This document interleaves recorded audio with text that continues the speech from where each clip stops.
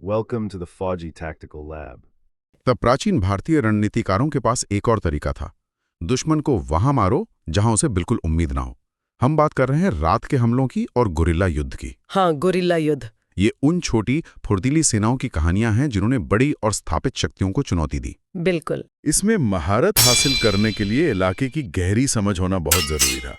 कहाँ छुपना है, कहाँ से अचानक हमला करना है और फिर कैसे सुरक्षित निकल जाना है। सही, जमीन की जानकारी। हाँ, रात का अंधेरा, घने जंगल, पहाड़ी दर्रे, ये सब गुरिल्ला योद्धाओं के कह सकते हैं दोस्त बन जाते थे। उनकी रणनीति होती थी दुश्मन को लगातार परेशान करना, उसकी रसद काट देना, उसमें डर पैदा करना और सीधी लड़ाई से बचते हुए उसे धीरे धीरे कमजोर करना।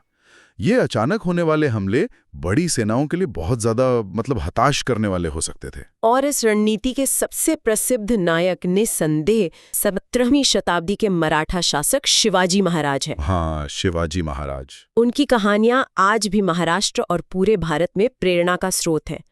उन्होंने विशाल और शक्तिशाली मुगल साम्राज्य के खिलाफ अपनी लड़ाई में गुरिल्ला तकनीकों का अभूतपूर्व इस्तेमाल किया। कैसे, क्या करते थे वो? देखिए, सह्याद्री पर्वत श्रृंखला का उन्हें बहुत अच्छा ज्ञान था। उसका लाभ उठाते हुए उनकी छोटी छोटी तेज तर्रार टुकड़ियां मुगल सेनाओं पर अचानक छापे मारती। अच्छा। उनके शिविरों और खजानों को लूटती और फिर बिजली की तेजी से पहाड़ों में गायब हो जाती। वाह! ये सिर्फ लूटपाट नहीं थी, ये एक सोची समझी रणनीति थी।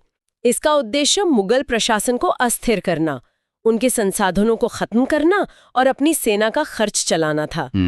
रणनीति का हिस्सा था ये सब। बिल्कुल। शिवाजी की कहानी दिखाती है कि कैसे नेतृत्व, जमीनी हकीकत की समझ और अपरंपरागत युद्ध शैली लीक से हटके सोचने की क्षमता, उसके बल पर एक छोटी शक्ति भी एक बहुत बड़े साम्राज्य को सफलतापूर्वक चुनौती दे सकती है। कमाल है। और ये वाकई ये सवाल खड़ा करता है कि क्या युद्ध हमेशा संसाधनों या संख्या बल से ही जीते जाते हैं, या फिर बेहतर रणनीति और परिस्थितियों के हिसाब से ढलने की क्षमता ज्यादा मायने रखती है।